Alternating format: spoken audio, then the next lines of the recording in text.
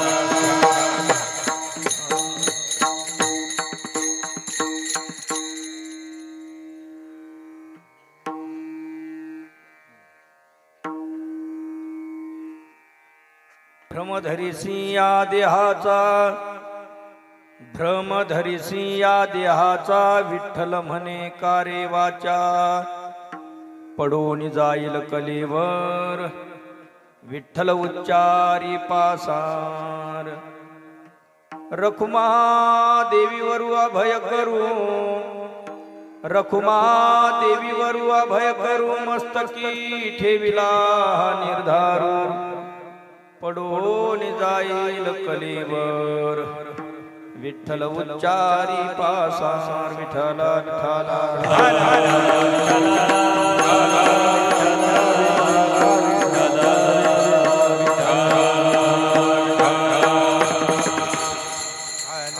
ओम प्रज्ञानां शुभ्रदानय स्थिरचरण कर व्याप्य भीर व्याप्य लोकान भुक्त्वा भोगान् सविष्टान् पुनरभिधेशनोद्भासितान् कामजन्यान् पीत्वा सर्वान् विशेषान् समिति मधुरमायया भूतयन्नो माया संख्यातुर्यं परममृतमजं ब्रह्म यत्तन्नतोऽस्मि यो विश्वात्मा विधिज विषयान् प्राश्य भोगान् सविष्टान् पश्वाश्चन्यान् सुमतिविभवान् ज्योतिषां स्वेन सूक्ष्मान् सर्वानेतान् पुनरभिशनैः स्वात्मनि स्थापयित्वा हित्वा सर्वान् विशेषान् विगतगुणगण पात्वसो नस्तुरीयः अजं रुक्मिणी प्राणसञ्जीवनन्तं परं धाम कैवल्यमेकं तुरीयं प्रसन्नं प्रपन्नार्तिहं देवदेवं परब्रह्मलिङ्गं भजे पाण्डुरङ्गं पंढरीच्या देवराया दंडवत तुझे माया दंडवत तुझे माया पंढरीच्या देवराया दंडवत तुझे माया दंडवत तुझे माया दंडवत तुझे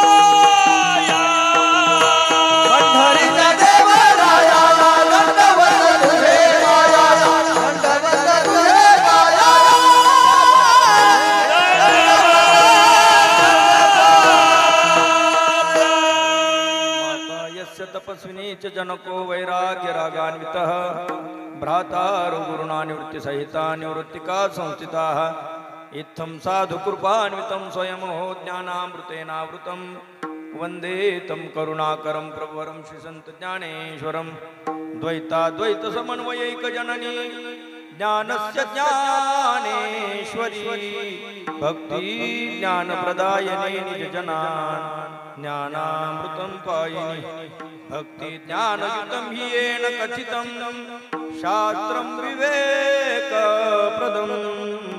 वन्दे तं करुणाकरं प्रभुवरं श्रीसन्त ज्ञानेश्वरं नमो ज्ञानेश्वरा नमो ज्ञानेश्वरा नमो ज्ञानेश्वरा नमो ज्ञानेश्वरा ज्ञानेश्वरा नमो ज्ञानेश्वरा नमो ज्ञानेश्वरा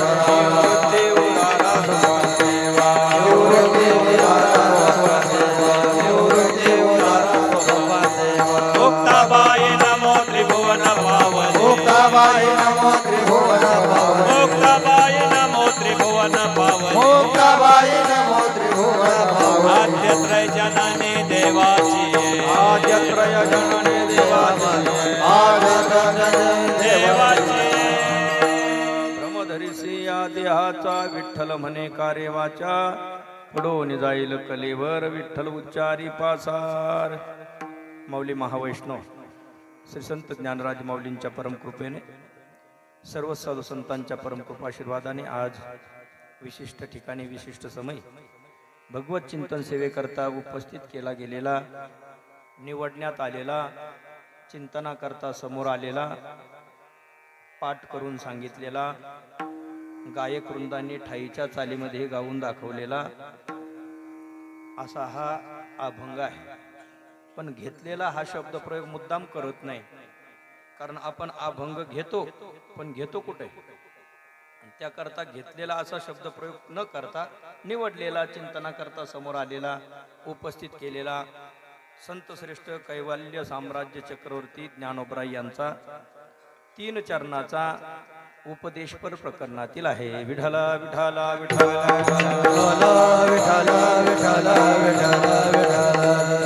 ज्ञानोबरायांचं अंतःकरण हे आईचं अंतःकरण आहे आणि आईच्या अंतःकरणाने जसं आई लेकराला समजून सांगते, अगदी त्याच पद्धतीने ज्ञानोबराय देखील जनता रूपी लेकराला समजून सांगत आहेत की बाबा, तू या शरीराचा भ्रम धरलेला असेल तर तो टाकून दे. आणि तुझी वाणी विठ्ठल विठ्ठल म्हणते का? सुखाच्या शोधार्थ निघालेल्या हे मनुष्य मानवा, तुझ्या अंतःकरणामध्ये भगवान परमात्म्याविषयी प्रीती नाही, त्याच्याविषयी तुझं नामचिंतन नाही, आणि या शरीराचं जर भ्रम धारण केलेला असेल तर तुला सुखाची प्राप्ती होणार नाही. कारण ज्या शरीराचा तू भ्रम धरलेला आहे ते शरीर तुझ्या हातावर तुरी देऊन निघून जाणार आहे. पडून जाईल कलेवर विठ्ठल उच्चारी पासार. आसार असं शरीर आहे आणि ते एक ना एक दिवस आपल्या हातावर तुरी देऊन निघून जाईल. आणि मग सारभूत काय आहे? विठ्ठल उच्चारी पासार. सार हे भगवंताचं नामचिंतन आहे. विठ्ठल विठ्ठल विठ्ठल रामकृष्ण हरी जे आपल्याला नाम आवडेल ते भगवंताचं नामचिंतन सतत करणं यामध्ये सार आहे. आसार हे शरीर आहे. बर, भगवंताचं अखंड नामस्मरण केल्यानंतर माऊली आमच्या पदरात काय पडेल? ज्ञानोबरायांनी फलश्रुती सुद्धा सांगून ठेवली. म्हटले, अरे रखुमा आई साहेबाचा वर जो पांडुरंग परमात्मा आहे त्याचा अभय हस्त अर्थात त्याची कृपा तुझ्यावरती नितांत राहील. या जन्म मृत्यूचं जे भीती, जे भय सर्व जीवांच्या पाठीमागे लागलेलं आहे, ते जीवाच्या पाठीमागे लागलेलं भय तुझ्या पाठीमागे लागणार नाही. केव्हा?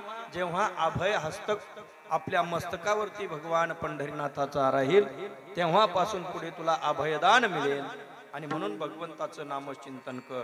रखुमा देवरू अभय करू, मस्तकी ठेविला निर्धारू, पडून जाईल कलेवर विठ्ठल उच्चारी पासार. विठला विठला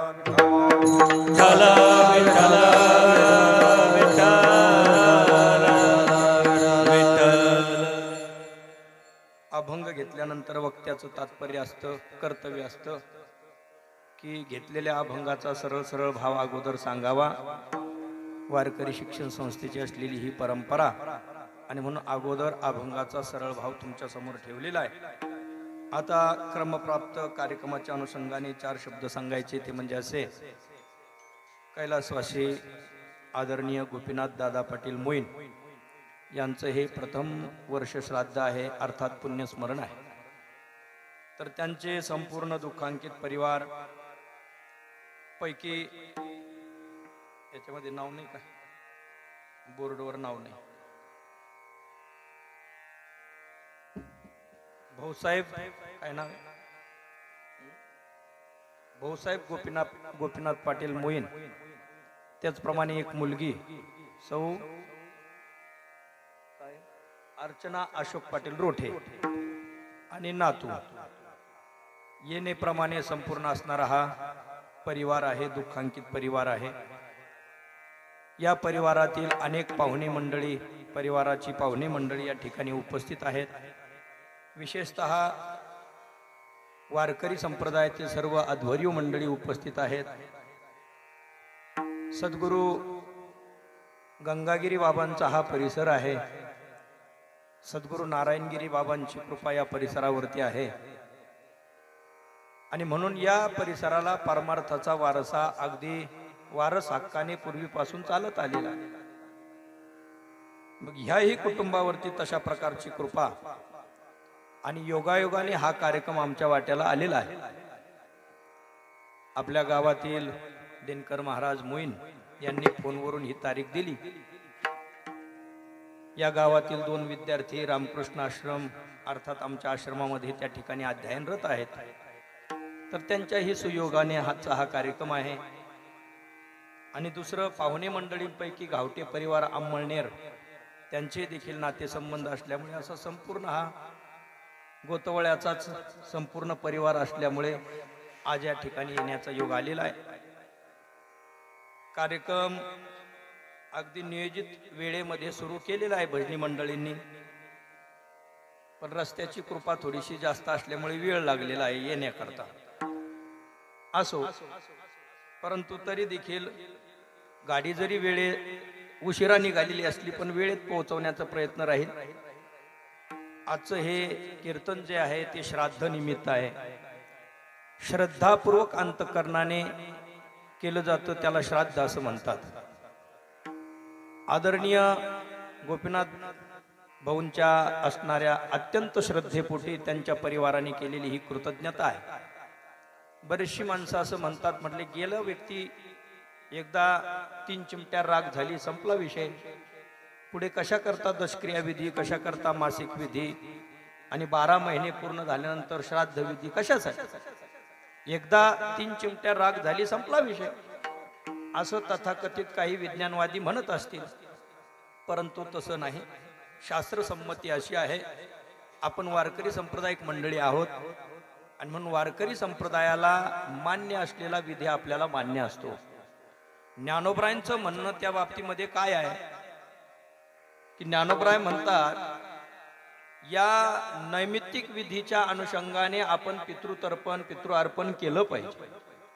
गुरु होत्र अग्नी पूजी अवसरे भजे द्विजी का निमित्तादिकी यजी पितरोद्देशे. नैमित्तिक कर्माच्या निमित्ताने पितरांच्या उद्देशाने आपण पितृतर्पण कर्म पितृपिंड अर्पण कर्म केलं पाहिजे.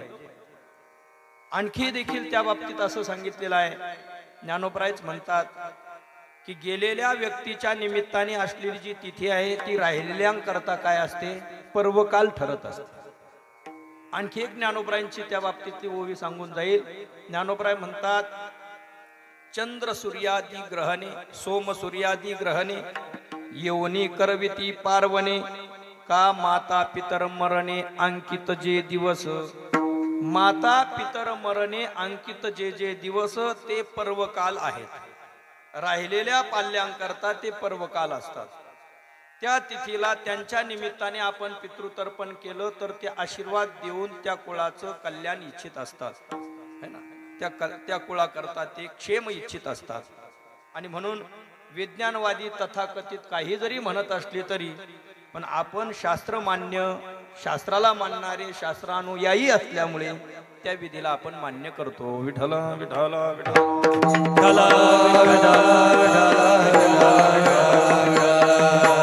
कारण शास्त्राची आज्ञा ही सर्वांना प्रमाण असली पाहिजे.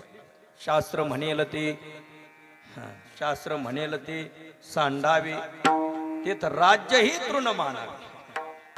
शास्त्र म्हणेल ते, शास्त्राने एखादी गोष्ट टाका म्हणून सांगितली तर ती टाकलीच पाहिजे, आणि शास्त्राने एखादी गोष्ट स्वीकारा म्हणून सांगितली, विहित सांगितली तर ती स्वीकारलीच पाहिजे. कारण शास्त्र हे केवळ स्वतः करता नसतं. शास्त्राचं शास्त्रत्व हे मनुष्य मात्राला जे कळत नाही ते समजून सांगण्याकरता त्याच्यामध्ये त्याचं शास्त्रत्व आहे. विठ्ठल विठ्ठल विठ्ठल.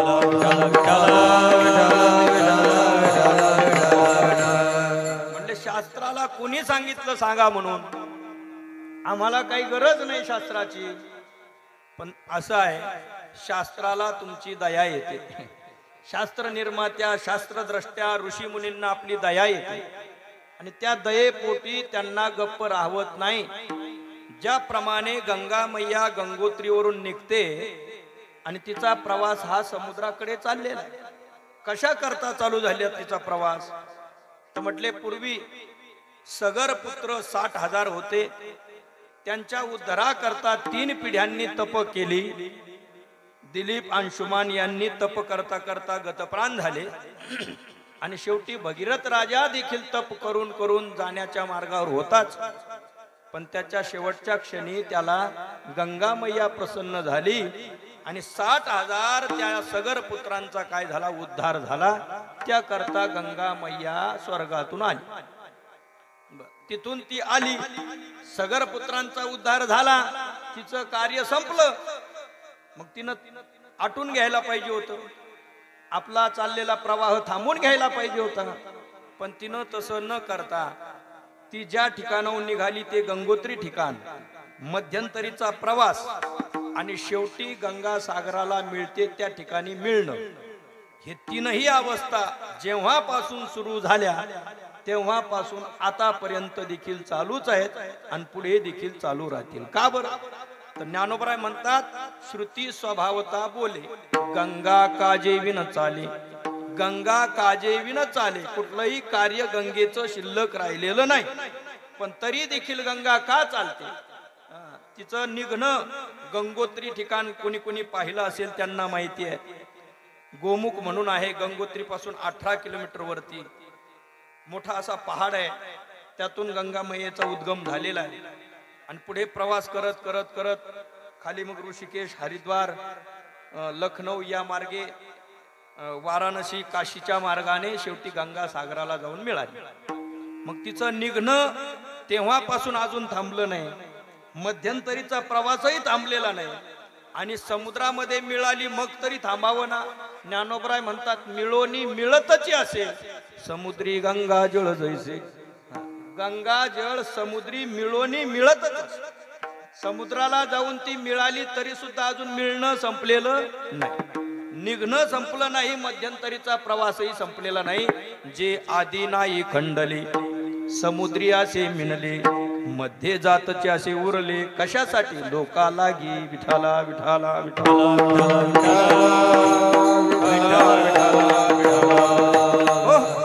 लोका लागी तिचा हा प्रवास चालू आहे. त्याप्रमाणे गंगा जशी का फेडीत पाप ताप, पोखीत तिरींचे पादप, समुद्रा जायाप गंगेचे जैसे. आप म्हणजे पाणी, गंगेचं पाणी समुद्राला जातं, पण जाता जाता काय करते? फेडीत पाप ताप. तुमच्या आमच्या सारख्या ज्ञात अज्ञात पातक करणाऱ्या लोकांकडून पातक घडलं, मग ती मंडळी गंगामयेमध्ये जाऊन स्नान करतात. त्या योगाने त्यांचं पाप आणि त्या पापाच्या द्वारा होणारं दुःख, ताप, पाप आणि ताप दोन्ही नष्ट करत करत गंगामय्या कुठल्याही कार्याशिवाय कुठलाही हेतू न ठेवता जशी गंगा सागराला जाते, त्याप्रमाणे श्रुती म्हणजे शास्त्र, त्याचप्रमाणे संत कुठल्याही प्रकारचं सांगा म्हटलं नाही तरी त्यांचं ते सांगणं थांबवत नाही. विठाला विठाला विठाला विठाला विठाला. एखादा मनुष्य असतो, रस्त्याने चालला, मग रस्ता खराब असतो. कधी कधी रस्ता काय असतो? खराब असतो. नेहमीच चांगला रोड मिळेल असं सांगता येत नाही. मग खड्डे पडलेल्या त्या रस्त्यामध्ये जे खड्डे आहेत, पावसाळ्याच्या दिवसामध्ये त्याच्यामध्ये डबकेस असतात. ज्ञानोबरायांनी त्याला थिल्लोर्दक म्हटलेला आहे. मग त्या डबक्यामध्ये पावसाळ्याचे दिवस म्हटल्यानंतर कीटक येऊन पडतात. मग त्या कीटकांना आपण पाहिलं, जाता जाता त्या कीटकांनी कुठली हात जोडून विनंती केली नाही, आम्हाला बाजूला काढा असं म्हटलं नाही. पण तुमच्या अंतकरणातली दया, आपण जवळ जातो, शेजारीच असलेल्या झाडाचा काही डगळा वगैरे घेऊन त्यात पडलेले जे कीटक आहेत त्यांना काय करतो? बाजूला करतो. करताना करतो. करत असेल तर दया अंतकरणात आहे, समजून नाही. मग त्या डबक्यात कुणाचा पडून त्या कीटकांचा मृत्यू होऊ नये म्हणून त्या कीटकाविषयीची दया आपल्या अंतकरणात आहे. कीटकाने विनंती केली जरी नाही तरी आपण स्वतः जाऊन अंतकरणातली दया आपल्याला गप्प बसू देत नाही आणि परिणामी तिथं असलेल्या कीटकांना आपण वाचवण्याचा काय करतो? प्रयत्न करतो. त्याचप्रमाणे तुम्ही आम्ही जीव जड जंतू हे बुडत असताना संत महात्म्यांना पाहवलं नाही आणि म्हणून त्यांच्या हिताचा कळवळा त्यांच्या येत कळवळा म्हणून येत कळवळा म्हणून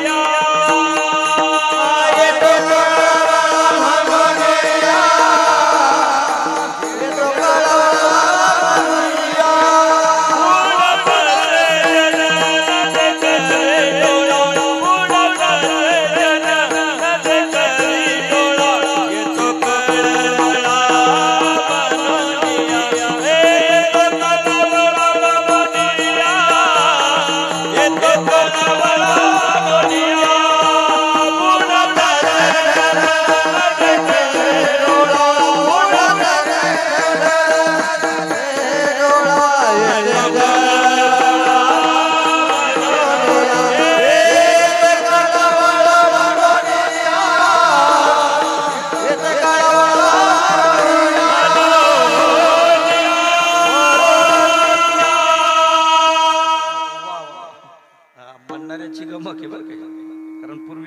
ते उदबत्ती राहायची अजूनही असेल 3 in 1.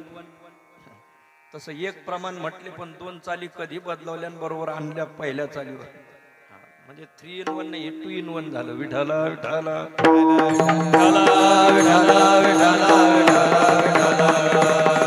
येतो कळवळा म्हणून या. अंतकरणातला कळवळा संतांना गप्प बसू देत नाही. मग त्यातल्या त्यात आता संतांचा हा कळवळा आहे. मग संत महात्मे कुठल्याही प्रकारची अपेक्षा ठेवत नाही, सांगा असं म्हणू देत नाही. त्याच्या आतच काय करतात, सांगण्याची तयारी ठेवत असतात. समोरच्याने सांगा हात जोडून विनंती करावी लागेल असं संतांच्या बाबतीत नाही. बस त्याच्याविषयीची अंतकरणातली दया संतांना गप्प बसू देत नाही आणि म्हणून संत सांगत राहतात. सर्व संतांना त्याच्यामुळेच तर मायबाप असं संबोधलेलं आहे. जन्म देणारे आईबाप जन्म देतात म्हणजे शरीरापासून वेगळं करतात. आणि संत महात्मे मायबाप म्हणजे ज्याला त्यांनी जन्म दिलेला नाही पण जन्म न दिलेल्याला पुन्हा आपल्या उदरात घेऊन संगोपन करून मोठं करवतात. ही संतांची काय आहे, थोरवी आहे. आणि म्हणून केले उपकार सांगू काय, केले उपकार सांगू काय, बाप न करे ऐसे माय, बाप न करे ऐसे माय, धर्मे त्यांच्या देखिए दे पाय,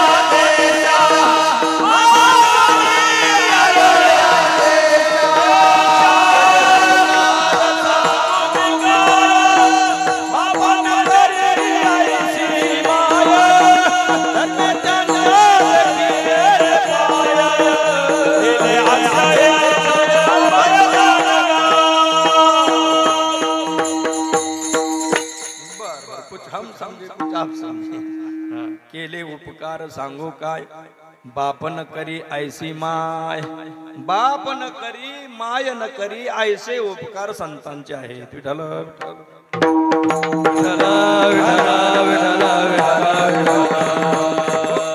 आणि म्हणून संत जनांना मायबाप ही उपमा दिलेली आहे.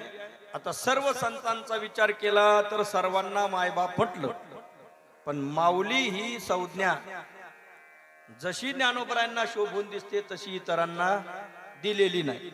इतरांना देखील मायबापाच्या भूमिकेमध्ये ते बसतात, परंतु माय ही उपमा जितकी माऊलींना शोभून दिसते, माऊलींचं ते माऊली वैभव पाहायचं असेल तर त्याकरता श्री क्षेत्र पंढरपूरचा जो सोहळा आहे म्हणजे आळंदी पंढरपूर सोहळा, ज्यांनी ज्यांनी पाहिला असेल त्यांना अनुभव आहे, ज्यांनी पाहिला नसेल त्यांनी एकदा तरी पहा.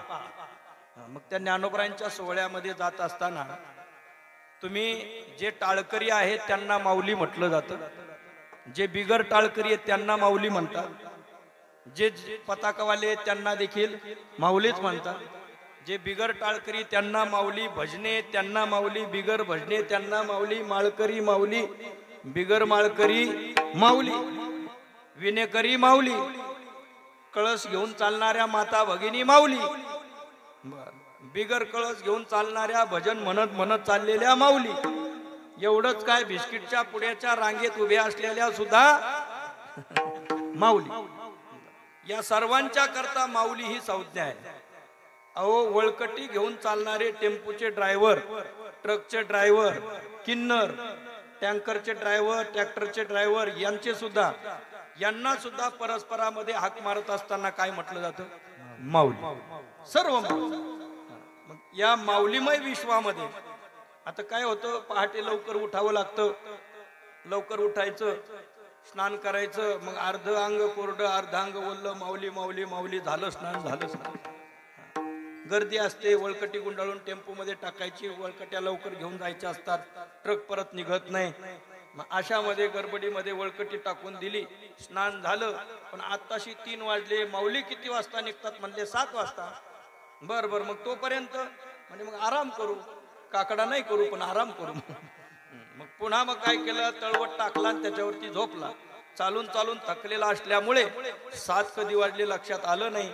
माऊली पुढं निघून गेले, रथ पुढं निघून गेला. बऱ्याच वेळानंतर त्याला आठवण झाली, जागा झाला खटकन. आणि जागा झाल्यावर म्हणतो, माऊली गेली का हो? आता तुझ्याकरता माऊली राहत असते का? 7 वाजता टाइम माऊलीचा आहे, माऊली गेली. गेली म्हणल्यानंतर पटकन ते बारदाना गुंडाळतो, खिशात ठेवतो, चालायला लागतो. गर्दी खूप असते.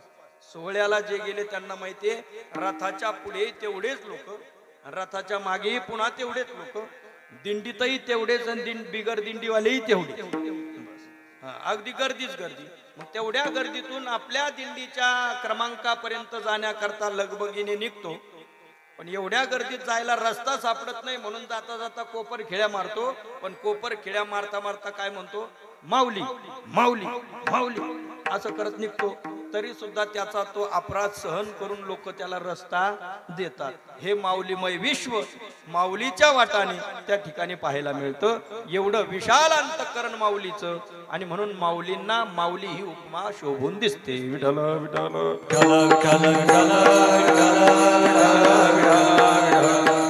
मग माऊलीमय अंतःकरण असणाऱ्या ज्ञानोबरांनी एकांतामध्ये जाऊन चिंतन केलं आणि त्यांच्या लक्षात आलं की माझा श्रीकृष्ण परमात्मा 5000 वर्षापूर्वी गीतेच्या माध्यमातून सांगून गेला की तमेव शरणं गच्छ सर्व भावेन भारत तत्प्रसादात पराम शांतिं स्थानं प्राप्स्यसि शाश्वतम् अनन्या चिंतयन्तो मां ये जना पर्युपासते तेषां नित्याभियुक्तानां योगक्षेमं वहाम्यहं वगैरे वगैरे सांगून गेला.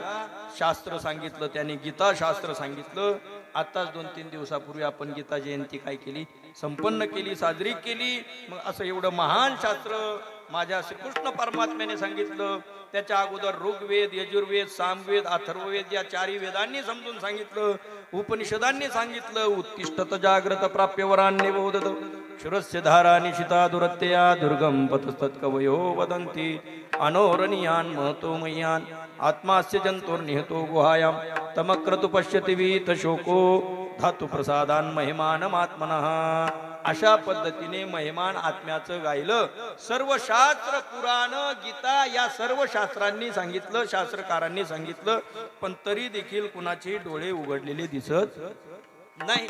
मग शेवटी आईचं अंतःकरण असणाऱ्या ज्ञानोबरांनी विचार केला, का बरं, नेमकं कशावर यांचा भरोसा बसलेला आहे, यांचा विश्वास नेमका कुणावर आहे, काय नेमकं कारण असलं पाहिजे हे ऐकत नाहीत. कारण त्या काळामध्ये जुना काळ, एक वृद्ध बाबा गावामध्ये एक फिरणाऱ्या मुलाला सांगू लागले, बाळा काही उद्योग धंदा कर, चांगला शिकलेला आहे, उच्च शिक्षित आहे, मग काहीतरी उद्योग धंदा कर. पण तो मुलगा काही करताना दिसत नाही. 17दा सांगून झालं, तो काही काम करत नाही. शेवटी त्याच्या जवळच्या एका नातलगाला यांनी विचारलं त्या बाबाने, म्हणे का तो अमक्याचा मुलगा, त्याला आम्ही इतक्या वेळेस सांगितलं, तो काहीच उद्योग धंदा करत नाही, काय कारण आहे? म्हणजे त्याचं कारण आहे, अहो भिंत सारवण्याकरता माती लागायची पूर्वी. मग ती माती आणण्याकरता तो गावात गेला. त्याचा जुना आजोबांचा वाडा होता. तो वाडा खोदत असताना खोदता टनकन तो टिका वाजला आणि त्याने खोदून आजूबाजूला पाहिलं तर काय निघाला? कीर्तनात लवकर निघतो तसा खोदला तर लवकर सापडत नाही. बरं, हंडा सापडला. मग त्या हंड्याच्या भरोशावर तो आहे आणि म्हणून त्याला सांगण्याच्या भानगडीत पडू नका. तो मनुष्य उद्योग धंदा का करत नाही तर त्याचं कारण काय आहे? त्याचा त्या हंड्यावर काय बसलेला आहे? भरोसा बसलेला आहे. त्या हंड्याच्या भरोशावर तो जसा उद्योग धंदा करत नाही, तसं ज्ञानोबरायांना वाटलं यांचा नेमकं कोणावर भरोसा बसलेला आहे, यांचा नेमकं कोणावर भरोसा आहे. ज्ञानोबरायांनी विचार केला. त्यांच्या लक्षात आलं, तो तरी हंड्यावर विश्वासून आहे, पण हे मूड जड माणसं हे या देहावर विश्वास ठेवून बसलेले आहेत. देहाचा भ्रम धरून यांनी ठेवलेला आहे. या देहाच्या भरोशावर हे राहिले तर यांचा सर्वनाश होईल. म्हणून ज्ञानोबराय सावध करतात, बाबा देहाचा भ्रम टाकून दे आणि वाणीने विठ्ठल विठ्ठल म्हण. अभंगाचं प्रथम चरण. ब्रह्माधारी या देहाचा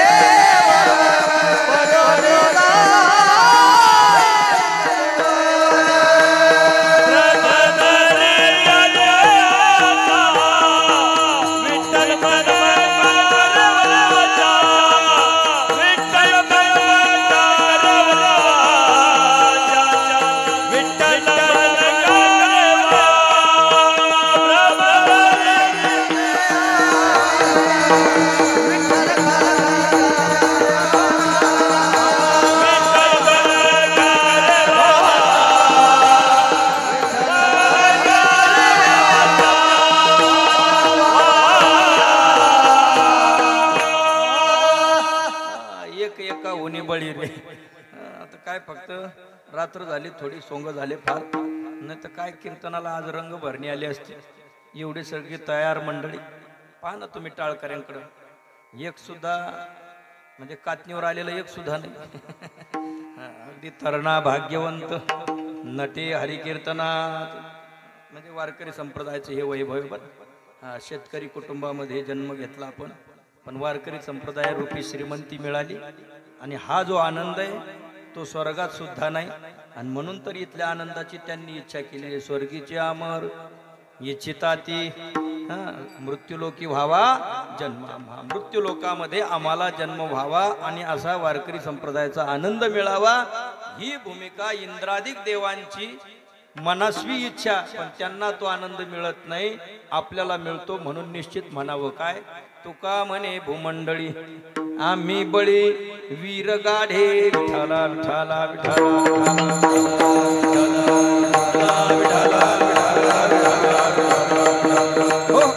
भ्रमधरीसी या देहाचा. ज्ञानोबराय समजून सांगतात, बाबा त्या मुलासारखं करू नका.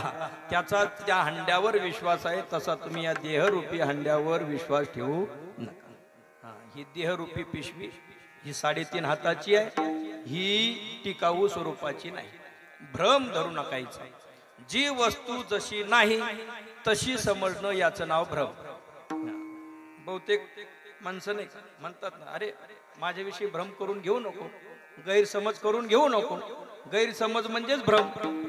जी व्यक्ती जशी नाही त्याला तसं समजणं म्हणजे भ्रम. कीर्तनामध्ये आपण आलेलो आहोत, मग कीर्तनामध्ये आलेले आहेत, कीर्तन ऐकतात, सर्वच कीर्तन ऐकतात असाही भ्रम धरू. कीर्तन ऐकतात पण कीर्तन सर्वच ऐकतात असा भ्रम धरून चालत नाही. बऱ्याचशा मंडळींच्या मनामध्ये असं आहे की म्हटले आता 1:15 झाली, आता सुरू झालं, काय करतात काय माहिती, किती वाजता सोडतात आणि किती वाजता नाही. म्हणजे आपल्याला वाटतं कीर्तन ऐकतात ते, पण त्यांच्या मनातला आपल्या मनातला तो भ्रम आहे की ते काय ऐकतात, कीर्तन ऐकतात. मन कुठं काय कशा पद्धतीने आपल्या भाषेत बोलायचं म्हणजे गुंगारा मारून येईन सांगता येत नाही. आणि म्हणून भ्रम म्हणजे गैरसमज. कधी कधी चांगला मनुष्य असतो त्याला आपण वाईट समजतो, त्या चांगल्या माणसाविषयीचा काय तो गैरसमज आहे. कधी कधी माणूस चांगला आहे, व्यावहारिक आहे, आपले घेतलेले लवकर देईल असा गैरसमज होतो आपला. आणि म्हणून घेतलेले तो लवकर देत नाही, मग आपला गैरसमज पक्का होतो की अरे अरे अरे. मग त्या दिवशी कळतं, गैरसमज आपला जातो की हा तसा नव्हता पण असा असाच होता. विठाला विठाला विठाला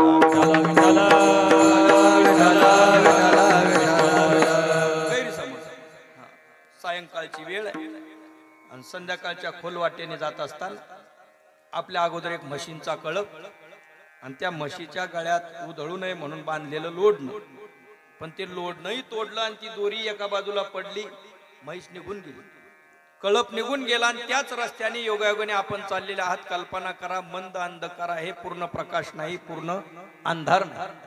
अशा अवस्थेमध्ये चाललेले असताना समोर काहीतरी असं आडवं पडलेलं दिसलं. पडलेलं पाहिल्याबरोबर मनामध्ये थोडीशी भीती, थोडीस थरकाप होऊ लागला आणि मनामध्ये एक आकृती निर्माण झाली. साप तर नाही ना, कारण अगोदर इथं काहीतरी आहे असं सावलीसारखं दिसलं. पण अंतकरणामध्ये गैरसमज काय झाला, साप मांड्याबरोबर उभा राहिला, थांबला. म्हणतो आता काय करावं. ज्ञानोबराय फार गोड बोलतात बरं. आता तुम्हालाही मी विचारतो, तिथं त्या माणसाला दिसलेला साप खरा की खोटा? खोटा. बर, त्याला जो घाम आला तो खरा की खोटा? साप पाहिल्यानंतर जो घाम आला तो घाम खरा की खोटा? घाम खरा आणि साप खोटा असं कसं होईल? ज्या अर्थी त्याला घाम आला त्या अर्थी त्याला तिथं काय दिसतोय? साप दिसतोय. मग साप दिसतोय आहे म्हणून दिसतो की नाही म्हणून दिसतो?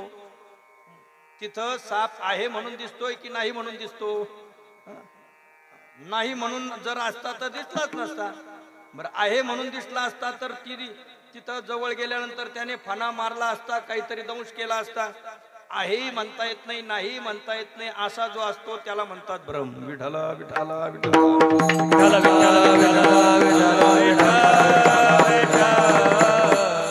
समोरून पोथीला जाणारे बाबा आले, त्यांनी यायला उशीर होतो म्हणून कंदील लावून आलेले होते. मग त्या कंदिलाच्या प्रकाशामध्ये, प्रखर प्रकाशामुळे तिथं नेमकं काय आहे हे कळालं. अरे अरे म्हणजे इथं दोरी आहे. मग अगोदर साप आहे म्हणून दूर उभा होता, दोरी आहे असं कळल्याबरोबर त्याच्या लक्षात आलं की चला लय जास्त मोठी नाही परंतु गाईला पाय खुटी बांधायला काम येईल, घेऊन जाऊ म्हटलं. मग घेण्याकरता निघा. मग आता ही दोरी कळाली. दोरी रूपाने कळाल्याबरोबर सर्प कुठे गेला? दोरी रूपाने कळाल्याबरोबर सर्प कुठे गेला? मुळात सर्प नव्हताच, पण सर्पाचा झालेला तो काय आहे? भ्रम आहे. भ्रम, भास आहे. नसलेली वस्तू दिसणं याचं नाव भ्रम आहे. तसं जसं दोरीवर मिथ्या खोटा आरोपित सर्प आपल्याला दिसतो, अगदी त्याच पद्धतीने आत्मस्वरूपावरती आरोपित खोटा हा काय आहे? देह आहे. ज्ञानोबराय म्हणतात भ्रमधरीसी या देहाचा. आणि भ्रम सहजासहजी निघत नसतो. झालेला भ्रम सहजासहजी निघत नाही. पूर्वीचा काळ, एक आजोबांना चहाची थोडी तलब झाली, म्हटले चहा ना. असं उलचणीचं सप्पर घर आणि त्या घरामध्ये बाबा बसलेले. बाबांना चहा दिला पण थोडा जास्त चहा लागायचा, मग कप बशी भरून नाही तर जुनं भांड काय थाळा भरून चहा दिला. मग तो चहा पित असताना चहा पिता पिता पिता पिता शेवटचा घोट घ्यायचा, तितक्यामध्ये त्या चहामध्ये वरच्या छतावर असलेली पालीचं प्रतिबिंब चहात पडलं. आणि शेवटचा तो घोट घेणार तेवढ्यात ती पाल त्याच्यात दिसली. त्यांनी घोट घेतला पण पाहतात तो पाल दिसत नाही, कारण प्रतिबिंब दिसण्याकरता आता चहाच त्याच्यात शिल्लक राहिलेला नाही. मग त्यांना असं वाटलं मी पाल पिलो. बाबा म्हणू लागले मी काय पिलो? पाल पिलो. मी पाल पिलो. बाबा थरथर थंडी वाजून आली. बाबांना दवाखान्यात नेण्यात आलं. डॉक्टरांनी इलाज केला, गोळ्या औषधं दिले. त्यांनी सांगायचे म्हणे मी पाल पिलो. आणि बाबा पाल कुठं पित असतात का? म्हणे तुला डॉक्टर कोणी केलं? पाल मी पिलो का तू पिलो? तुला माहिती का? मला माहितीये. मी पाल पिलो, मला माहितीये ना. बरोबर ठीक आहे म्हणले, पण ह्या गोळ्या औषधं घ्या, पाल पोटातून निघून जाईल असं सांगितलं. घरी आल्यानंतर बाबांनी त्या गोळ्या घेतल्या, काहीच फरक नाही. बाबा ह्या अंगावरून त्या अंगावर, त्या अंगावरून त्या अंगावर. रात्रभर झोप नाही, दिवसाही झोप नाही, कोणाला थांबू देना, स्थिर होऊ देना. पुन्हा दवाखान्यात नेलं. दिलेल्या वेळेच्या अगोदरच नेलं. त्यांनी सांगितलं आता यांचा इलाज माझ्याकडे नाही, मनोरुग्ण तज्ञ जो असेल मानस उपचार केंद्रामध्ये घेऊन चला, घेऊन जा. तिथं गेल्यानंतर ते डॉक्टर फार हुशार असतात. त्यांनी ओळखलं, विचारपूस केली. म्हणे कधी, नेमकं किती वाजता, कशातून तुम्ही पाल पिले सांगा बरं. त्यांनी पूर्ण आख्यायिका सांगितली. म्हणजे थाळा भरून चहा पित असताना शेवटचा घोटा असताना मला पाल त्याच्यामध्ये मी पाहिली आणि ती पाल मी घोटासह गटकन गिळली. आणि तेव्हापासून माझ्या पोटात कलमल होते. काय होतंय म्हणजे कलमल नावाचा नेमका कोणता रोग आहे अजून काही माहिती नाही, पण म्हणतात माणसं कलमल होती. तसं त्यांना तो त्रास होऊ लागला.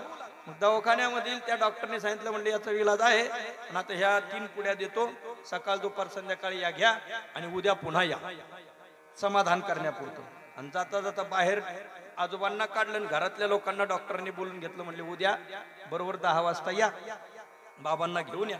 आल्यानंतर फक्त एक आपलं नियोजन राहील, मी त्यांना अगोदर पाणी पाजणार, पाणी पाजल्यानंतर वमन धवती आपण त्यांची करणार, मग त्याकरता एक गोळी देणार. आणि ज्यावेळेस त्यांना उलट्या होऊ लागतील त्यावेळेस त्यांच्या डोळ्यावर पट्टी बांधून ठेवायची, संपूर्ण असं पात्र पुढे ठेवायचं आणि सर्वांनी शेवटी उलटी चालू झाली की पडली पडली पडली असा आवाज करायचा. असं नियोजन सांगून ठेव. दुसऱ्या दिवशी डॉक्टरांनी अगदी ठरलेल्या वेळेमध्ये घरूनच एक पाल मारून खिशात घेऊन आले. बर, काय करावं आता, दुसऱ्याच्या उपचारासाठी त्यांना पाल मारावी लागली. तसं दुसऱ्याचा जीव धोक्यात घालून आपला जीवाचं कल्याण करू इच्छिणाऱ्यांनी सुद्धा विचार करावा की दुसऱ्याला दुःख देऊन आपल्याला सुख होईल कसं. दुसऱ्याला जीवानिशी घालवून त्याच्यातून आपल्याला सुख होईल असं कसं होईल. त्याकरता विचारवंत मंडळींनी थोडा विचार केला पाहिजे. पण चला, दुसऱ्याचं दुःख हरण करण्याकरता जाऊ दे, एक पाल बाबांना वाचवण्याकरता तसा प्रयत्न केला. त्याने डॉक्टरांनी खिशात पाल मारून आणली. ठरल्याप्रमाणे पाणी पाजलं बाबांना. पाणी पाजल्यानंतर एक गोळी दिली. गोळी दिल्यावर त्यांच्या डोळ्यावरती पट्टी बांधली. 1-2 क्षणामध्ये त्यांना उलट्या सुरू झाल्या. बाकीचे मंडळी घरातले असे बाहेर कडीनं उभे होते आणि डॉक्टरने काय केलं, हळूच आपल्या खिशातली पाल काढली आणि त्या पातेल्यात टाकून दिली. टाकल्याबरोबर सर्वांनी आवाज केला, पडली पडली पडली पडली पडली पडली. बघा बरं, मी म्हणत होतो का नाही पाल आहे म्हणून. मी काय सांगत होतो, मी काय खोटं बोलतो का. 15 दिवस झाले पाल मधीच होती, तुम्ही नाही नाही म्हणायचे ना, आता कसं काय पडली. सोडा पट्टी. पट्टी सोडली. बाबांनी पाल पाहिली. पाहिल्याबरोबर बाबा आणखीच रडायला लागले. बाबा आणखीच रडायला लागले. आता काय झालं. आता पाल तुमच्या पोटात होती, पाडली ना डॉक्टरांनी, आता काय झालं. म्हणे मी जेव्हा पाल पिलो ती पांढरी होती, ही काळी पाल आहे. मग तिचे पिल्ल झाली की काय, म्हणजे झालेला भ्रम निघत नसतो. विठला विठला विठला विठला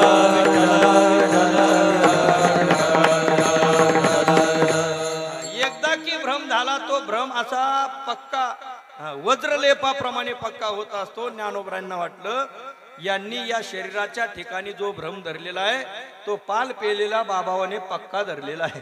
आणि मग यांचा हा भ्रम काढण्याकरता त्या शरीराचं मिथ्यात्व यांना पटवून सांगावं लागेल.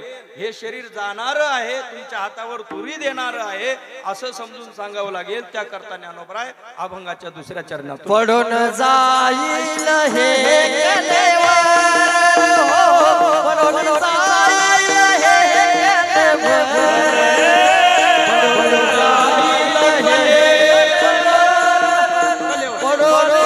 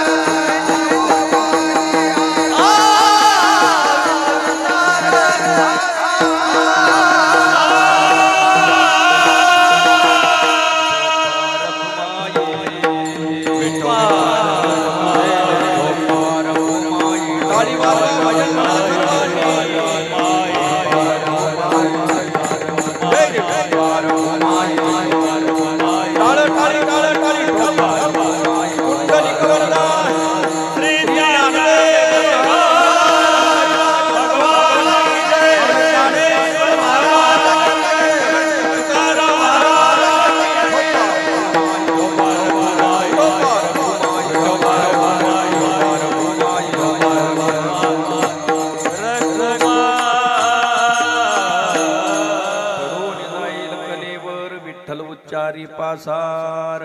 या शरीराचा भ्रम धरू नको. तुझी वाणी विठ्ठल विठ्ठल म्हणते का ते पहा. वाणीने विठ्ठल विठ्ठल म्हणत राहा, कारण वाणीने विठ्ठल विठ्ठल म्हणणं हे सार आहे. विठ्ठल उच्चारी सार. वाणीने विठ्ठल विठ्ठल सतत म्हणणं. तुका म्हणे जपा मंत्र त्रिअक्षरी सोपा. काय नोहे केले एका चिंतिता विठ्ठले.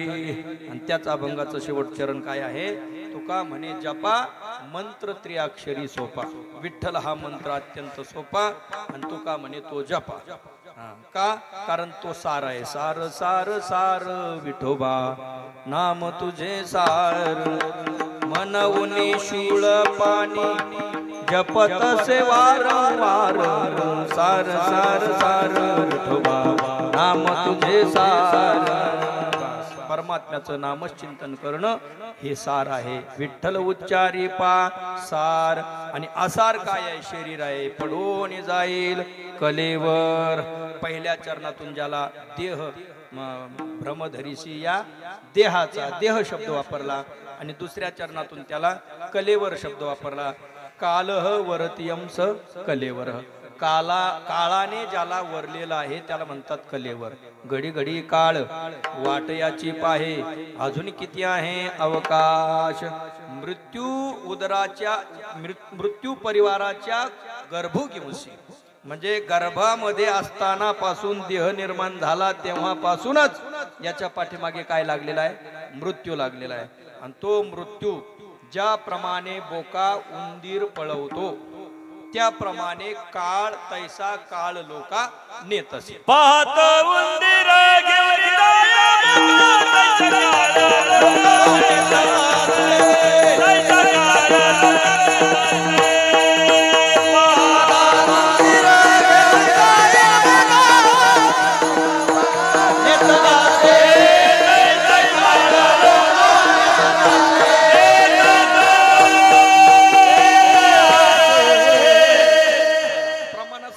झाली बरं का. कधी उचलली कळालीच नाही. कीर्तनकारांना सुद्धा कळाली. पाहतो उंदीर घेऊन जाय बोका तैसा काळ लोका नेतसे. पाहतो उंदीर म्हणजे उंदीर पाहत राहतो मग बोका त्याला घेऊन जातो असं नाही. पहा म्हणजे आपल्याला सांगतात संत तुम्ही पहा जन हो तुम्ही पहा तो उंदीर घेऊन जाय बोका. बोका जसा उंदराला घेऊन जातो अगदी त्या पद्धतीने पहा काळ तैसा लोका तैसा काळ लोका नेतसे. त्याप्रमाणे काळ आपल्याला घेऊन जातो. मग तो म्हणत नाही की आता याचं एक पारायण राहिलं, एकच पारायण झालं, एक वारी झाली, 12 वाऱ्या झाल्या, तो पाहत नाही. त्याच्या वेळेमध्ये तो येतो. बरं तेवढं हे तर झालं समजा हे पारमार्थिकाच्या बाबतीमधलं. पण जी मंडळी केवळ आणि केवळ प्रपंचामध्येच लागलेली सायास करीची प्रपंच दिननिशी हरिशी न भजशी कोण्या गुणे नित्य उठवनिया खावयाची चिंता. उठल्यापासून तो संध्याकाळी झोपेपर्यंत झोपेत सुद्धा स्वप्न सुद्धा कोणते काहीतरी कामानिमित्तच पडतात. मग एवढा सर्व खटाटोप करणाऱ्यांकरता या शरीराची अनित्यता कळावी आणि म्हणून ज्ञानोबराय सावध करतात पडून जाईल कलेवर. शरीर कधी आपल्या हातावर तुरी देईल सांगता येत नाही. या शरीराच्या बाबतीमध्ये बोलत असताना रांत शब्दापासून नेहमी सावध चालायचं. म्हणून प्रवास करत असताना रकारांत शब्द जे जे येतील त्यांच्यापासून सावध राहायचं. कारण या शरीराचा नाश 3 प्रकाराने होतो. आश्रय नाश, स्वभाव नाश, परता नाश. दुसऱ्याने नाश केला तरी या शरीराचा काय होतो नाश होतो. नाही कुणी नाश केला तरी स्वभावता नाश ठरलेलाच आहे. शरीर जात आगवी नाशिवंत स्वभावी स्वभाव नाश. म्हणून तो झुंजावे पंडुकुमारा. आणि आणखी एक नाश आहे तो आश्रय नाश. बुलेट घेतली, नवी बुलेट आहे, जोरात चालला पण समोर आला कंटेनर. मग कंटेनरने बुलेट उडवली. बुलेट रूपी आश्रयाचा नाश झाला. त्याच्यासोबत वर आश्रित असलेल्याचा सुद्धा नाश. म्हणजे याला कोणता नाश म्हणतात आश्रय नाश. पडून गेली या भिंती चित्राची केवळ होय माती. भिंतीवर चित्र काढलं मग त्या काढलेल्या चित्राला वेगळं पाडण्याची वेगळं पुसण्याची गरज नाही. भिंत पडून गेली की त्या चित्राची माती झाली. आश्रयाचा नाश झाला की आश्रिताचा काय होतो? नाश होतो. म्हणून रकारांत शब्दापासून सावध राहायचं कसं? कंटेनर, ट्रॅक्टर, ढंपर, शेवटी र र र र, म्हातार, कुतर, डुक्कर, कॉर्नर, डिव्हायडर, आणखी काय असले तर तुम्ही सांगा. वगार, विठाला विठाला विठाला विठाला या रकारांत प्राण्यांपासून, रकारांत साधनापासून सावध चालायचं, नाही तर मग आश्रयाचा नाश होऊन आश्रिताचा नाश होणार आहे. सांगण्याचं तात्पर्य काय आहे? सांगण्याचं तात्पर्य काय आहे? शरीराचा नाश हा ठरलेला आहे. पडून जाईल कलीवर विठ्ठल उच्चारी पासार. भगवंताचं नामचिंतन हे सार आहे. त्याचं नाम घेतल्यानंतर काय फायदा होतो? कारण प्रयोजन मानुदिश्य मंदोपीन प्रवर्तते. प्रयोजन काय हे कळल्याशिवाय माणसं प्रवृत्त होत नसतात. ज्ञानोबरांनी सांगितलं, बाबा असार शरीराचा त्याग करून आसार शरीराविषयीची खरी भावना टाकून देऊन हे खोटं आहे असं समजून सार भगवंताचं नाम आहे असं मुख्य समजावं. आणि त्याचं सतत चिंतन केल्यानंतर लाभ काय होईल? रखुमा आई साहेबाचा वर जो पांडुरंग परमात्मा, त्याचा अभय हस्तक तुझ्या मस्तकावरती राहील. अभंगाचं शेवटचं रखुमा देवे वारो अभय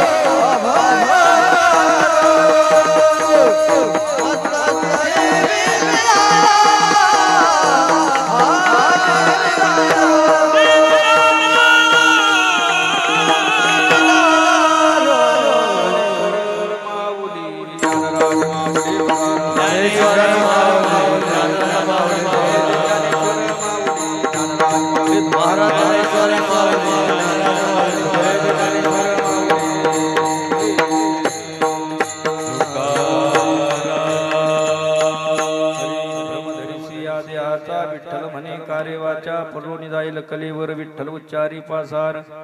रकुमा देवर अभय करू मस्तकी ठेवला निर्धारू. पडून जाईल कलीवर विठ्ठल उच्चारी पासार. या अभंगावरती धावत चिंतन आपण पाहिलेलं आहे. एवढाच या अभंगाचा अर्थ आहे असं नाही. सरळ सरळ भाव घेत घेत आपण अभंगाच्या काही शब्दांना त्या ठिकाणी थोडासा स्पर्श